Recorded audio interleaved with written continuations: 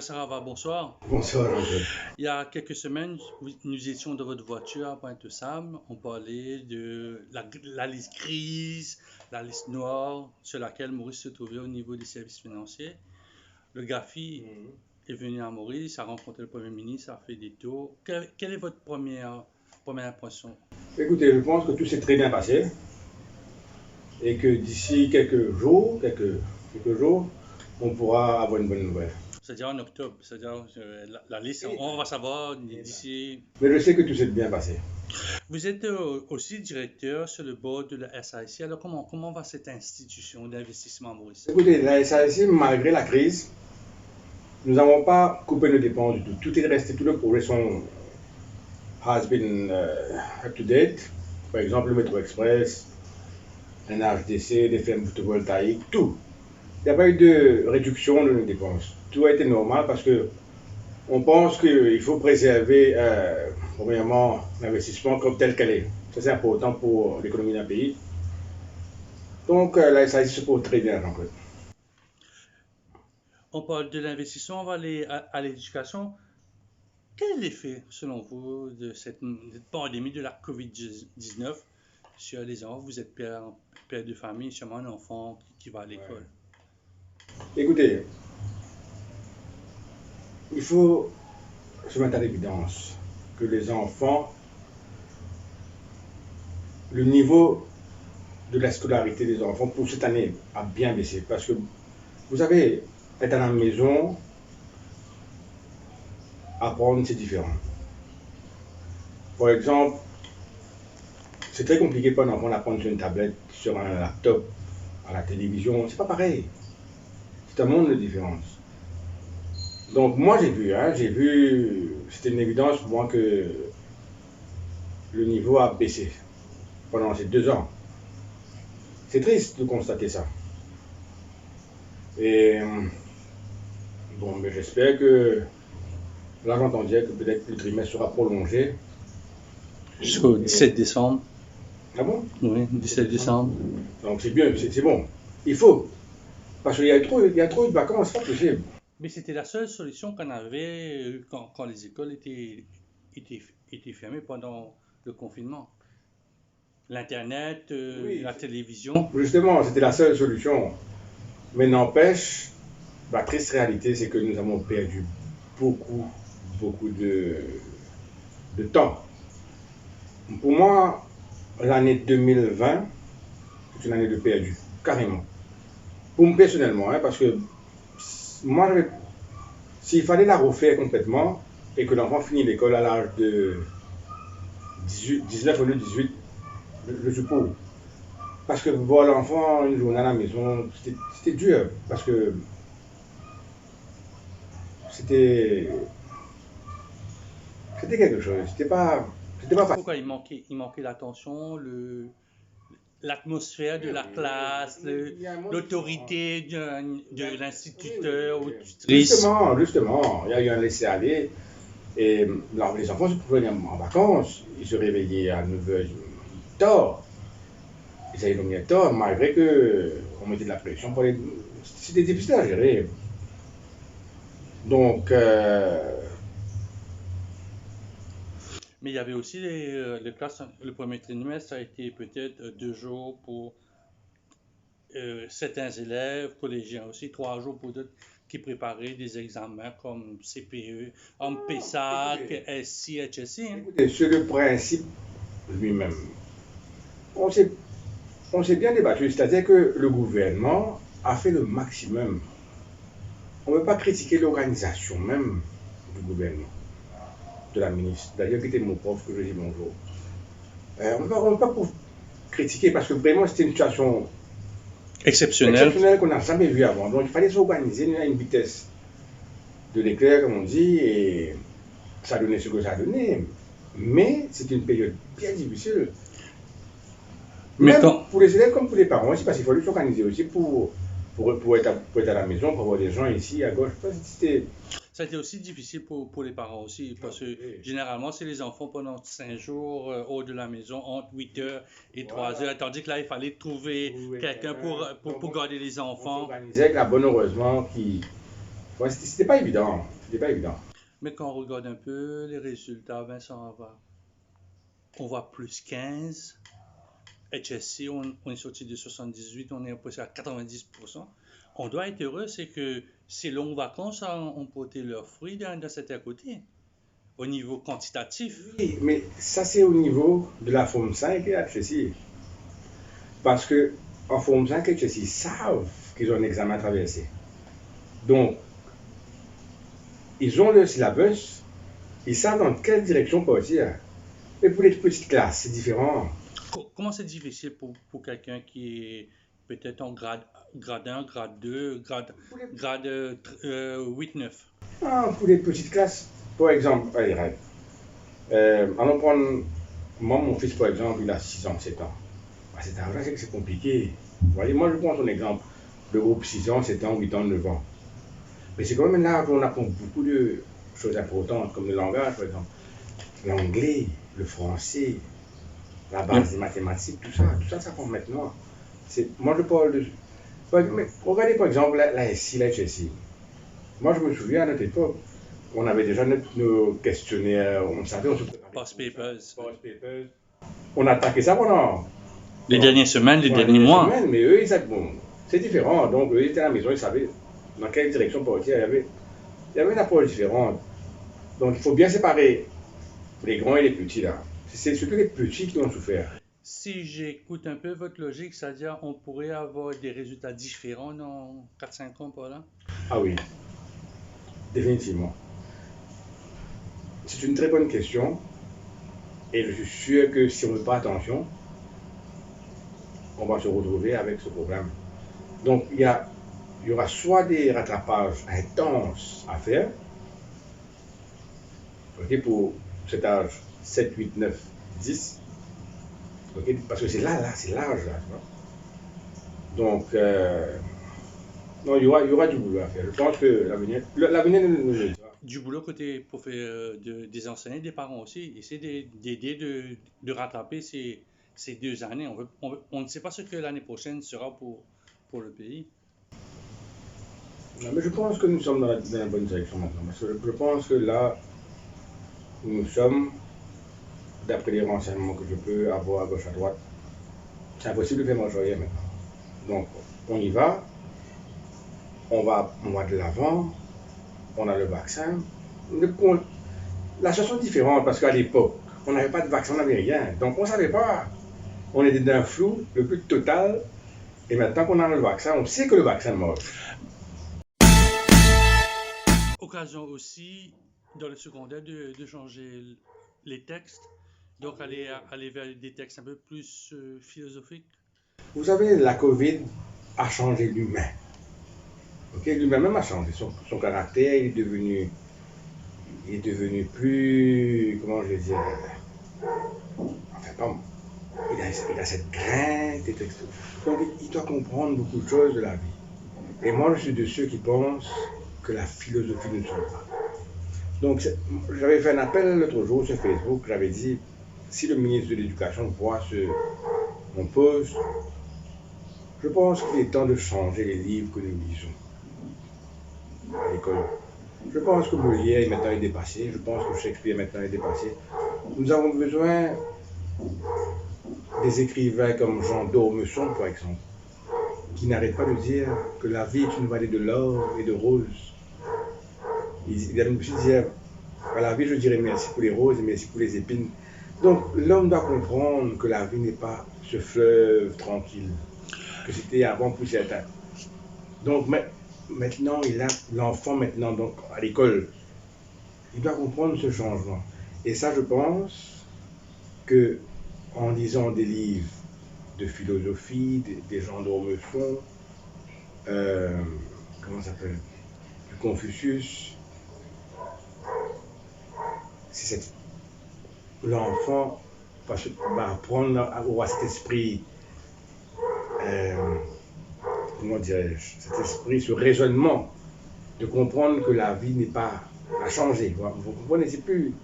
Donc je pense qu'il faut intégrer ces auteurs dans notre syllabus maintenant même.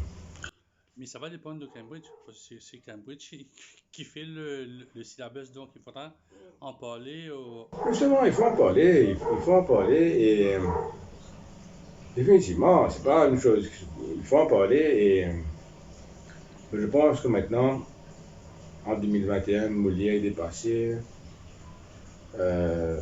Shakespeare est dépassé. C'est-à-dire, quand je dis dépassé, dans le sens que il y a des choses plus intéressantes, à apprendre aux enfants. Des textes philosophiques, des textes profonds, qui va faire ses enfants avoir une grandeur d'âme, d'avoir une vision des choses différentes. C'est ça qui est important, je pense, en 2021, après la crise que nous avons traversée. Mais toutefois, on entend dire que les personnes vaccinées ont la COVID. Ils sont à INT. Donc ça crée une peur aussi chez les parents. Le vaccin n'empêche pas d'avoir la COVID. C'est ça votre message? Ça n'empêche pas? Non, ça n'empêche pas. Seulement, vous ne serez pas hospitalisé. C'est très rare que vous allez avoir des séquelles graves.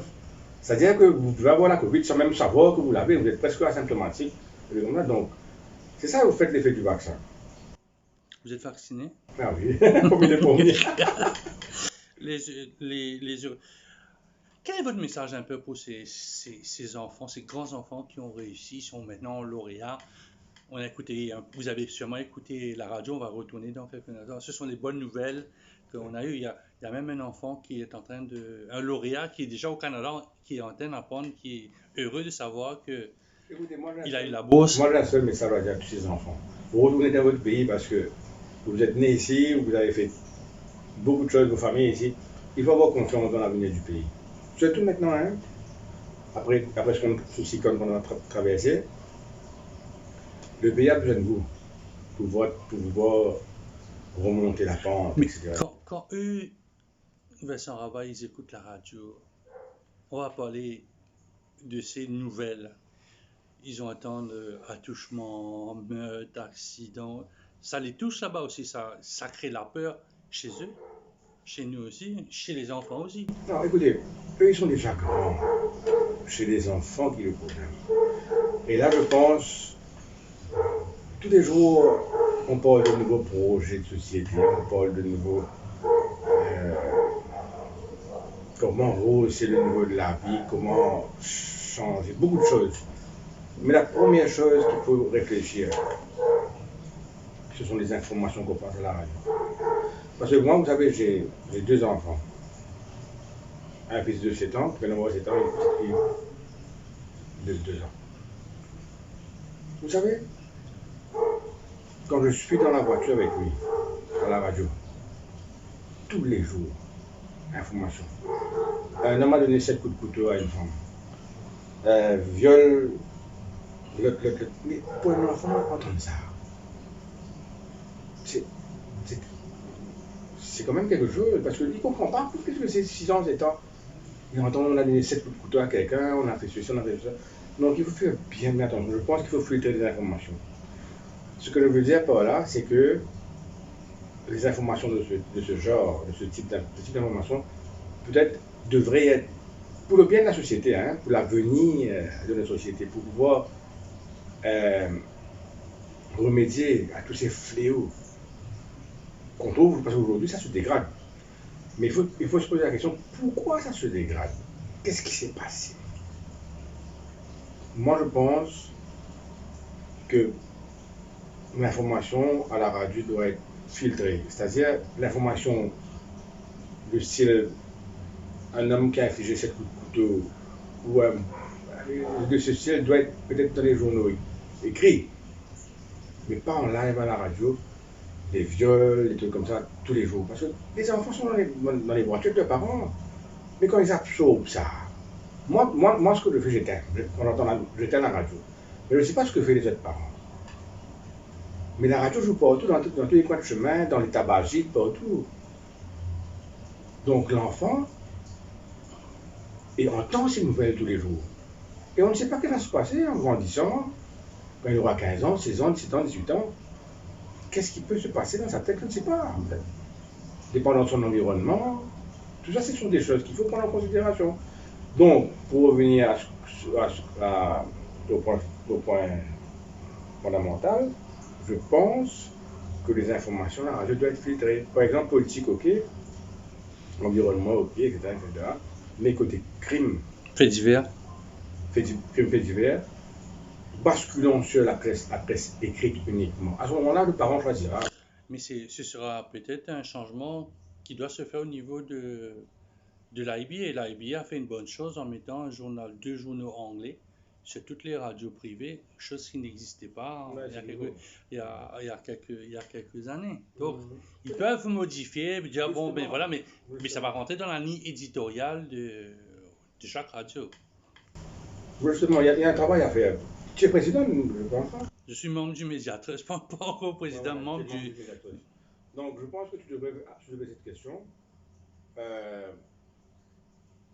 Donc, à la radio, de garder ce type d'information léger. Vous voyez, pas brutal, tout comme ça. Pour la cause des enfants, parce que c'est difficile. On ne sait pas, nous on entend, bon, on est des adultes, ça va. Mais un enfant qui entend ça tous les jours, il n'y a pas un jour à la radio où on n'entend pas des crimes. Ça dépend quelle radio aussi. Hein. Non, toutes les radios en général, ils vont annoncer ce qu'ils font. Ouais, ils sont friands de ces informations. Donc, vous dites qu'il n'y a pas assez de JBN, un journal de bonnes nouvelles, comme ça se fait en Australie. Il y a une radio, un Good News. Ouais. Voilà. Je pense qu'il est temps de faire un Good News Channel aussi. Mais est-ce que le public est prêt à entendre les bonnes nouvelles? Un train à l'heure ne fait pas l'information, mais un train en retard le fait. Donc, il y a un aspect humain aussi. Je pense que nous avons tellement traversé avec la COVID-19 qu'il faut changer complètement le mindset. Moi-même, je vous dis franchement, mon mindset a changé maintenant. Je me concentre sur l'essentiel. J'ai réalisé la faiblesse de l'homme vis-à-vis de l'immensité des catastrophes naturelles, fabriquées, biologiques, je ne sais pas. Personne ne sait ce que ça a été, la COVID-19. Moi, j'ai mon idée, mais je ne vais pas en parler. Vous avez toujours peur de cette maladie-là, la COVID? Et je pense que d'ici un an, on ne parlera plus de ça. Non, mais Comme vous voyez les stades en Angleterre déjà là, 80 000 personnes, sans masque, en pleine criade. Mais ça va marquer l'histoire de l'humanité complètement. Justement, il y aura toujours une ligne quelque part, d'ici dans 400-500 ans. Oui, là, c'est comme la peste bubonique, la grippe espagnole en 1919 qui tous les 100 ans. Donc la COVID-19 aura marqué l'histoire. Un des secteurs qui a été touché par cette maladie, c'est le tourisme. Et là, dans quelques jours, une dizaine de jours, c'est le retour espéré des touristes, sans quarantaine, sans contrainte. Est-ce que vous vous sentez à l'aise? Écoutez, moi, j'ai aucun problème. Je pense que nous devons tous être solidaires avec l'industrie touristique. Parce que l'industrie touristique a nourri l'île Maurice pendant 50 ans, 60 ans. Donc on se doit tous d'être patriotiques et d'être solidaires à l'industrie touristique. Je ne pense pas qu'on serait là aujourd'hui sans l'industrie touristique. Donc moi j'attends avec impatience l'ouverture des frontières. J'ai pas peur parce que maintenant on a le vaccin et le protocole sanitaire mis en place est quand même bien. Donc que les vaccinés seront là, il y aura cette période de 7 jours, etc., etc. Donc pour moi, j'attends avec impatience que l'économie puisse se rouvrir au tourisme parce qu'on a besoin de devises étrangères. Les devises étrangères sont au point de vue bas en ce moment. Donc on a besoin de ça pour pouvoir relancer beaucoup de secteurs de l'économie. Et je suis confiant que tout se passera bien parce que vous savez, le touriste qui a été amoureux une fois tombe amoureux de ce pays. Donc il va vouloir revenir. Donc c'est comme ça. Donc je pense que, bon, peut-être à la réouverture là, les chiffres sont peut-être un petit peu bas, mais d'ici 1 an et demi, je pense qu'on sera en train de rouler à fond. D'ici 1 an et demi, 2 ans. À fond, c'est-à-dire 1,3, aux 800 000. valeurs qu'on était, Il faut 1,3 million. Allons prendre ça comme ça. Et disons, là, j'estime peut-être 400, 800, ensuite on monte. Mais, welcome. On va revenir. Est-ce que cette pandémie qui a causé tant de mal à notre secteur touristique n'est pas une occasion de revoir un peu ce côté hôtel, plage, et petites visites dans l'île? C'était ouvrir un nouveau produit touristique mauricien, un peu plus large, un peu plus localisé, plus local. Écoutez, vous savez, en pleine pandémie, hein, je me souviens l'année dernière, on n'avait pas encore trouvé le vaccin. J'avais fait une interview, je crois, je ne sais pas si c'était avec vous. J'avais dit qu'il faudra faire des hôtels à village. Un village, c'est-à-dire que, vous savez, nos hôtels sont vraiment magnifiques, nos plages. Donc le touriste qui vient, qui passe par exemple, je vais dire ça avant le vaccin, mettons maintenant, la donne change.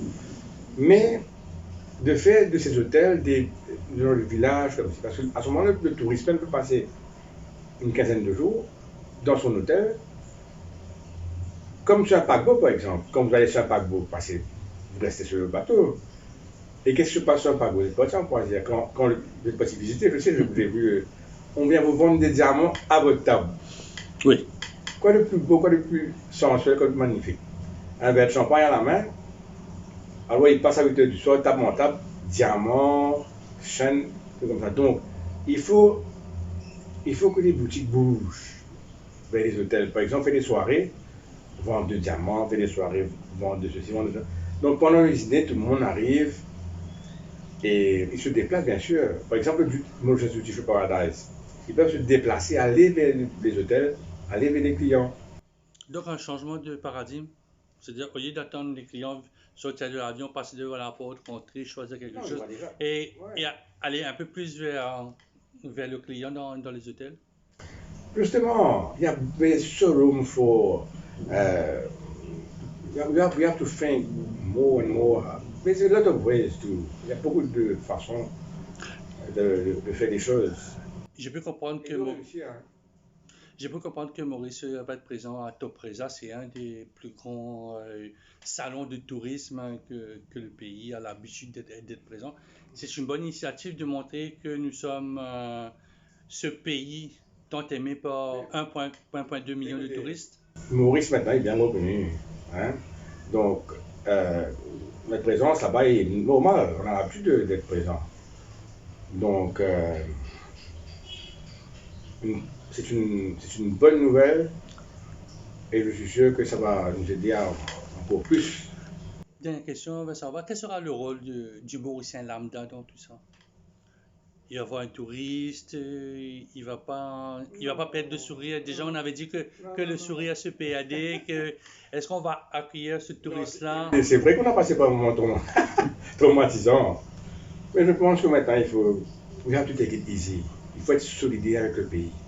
C'est ça que je demande à tous les Mauriciens. Soyez solidaires, soyez des patriotes.